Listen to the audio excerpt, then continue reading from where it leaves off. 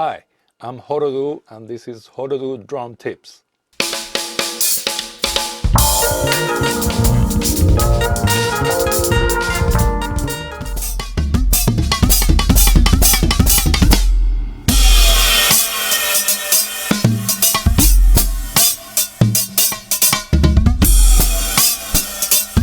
Hey guys, Jose Duque here, and today I wanted to talk about a piece of equipment I have that I use when I record, and actually I use it a lot when I practice. And it is the YAMAHA EAD 10. It's a module that has a sound and also has a trigger for the bass drum. You can actually put another trigger on the snare. I only use the one on the bass drum because I didn't buy the other extra piece that allows you to trigger the snare. But there are several reasons why I think this is a really cool tool. I bought it mainly because one issue that I discovered that I suffered from when I was recording. I had one session, and having the headphones and having the mix down of my own drum set, and when I was playing the track, I haven't been recording in a while, and then by listening to myself, when when you hear yourself in the headphones, I get distracted because you can hear every little thing that is happening that you do. Every little mistake, it's right there in your ears, and so I got very self-conscious about my playing. So the good thing about this tool is that you can actually, with the headphones, use a setting that is not that crazy, but or like too much effects. Like I always practice with the calf heads or the vintage setting on the module. So what that does is the microphone that is attached on the bass drum. It has a XY mics inside, and it captures everything. Captures the whole drum set. And so by listening to myself in the headphones, I kind of slowly train myself to don't be self-conscious of my sound or how I sound in when I'm playing. So without necessarily being set up in a studio, with that I can actually play.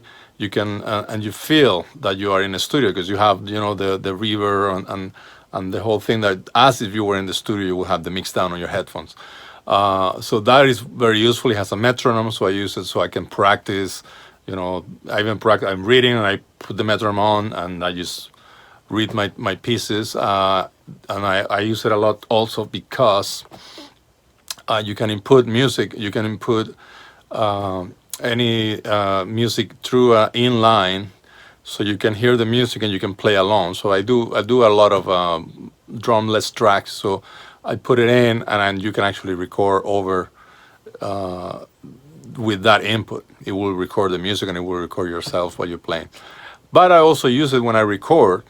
Besides having my whole setup mic'd, I use it as two extra mics that give me a sort of a room mic that is way far in the back. So what I do is I mix the two, all my overheads and my each instrumental drum set mic'd up, and I use that as a because I put a lot of reverb, so I have the actual drum sound, and I can put it far away, so it kind of like balance the whole thing. But it's also really cool because there's some crazy sounds, and you can do actually crazy things like this. Crazy improvisation. This is what it sounds like.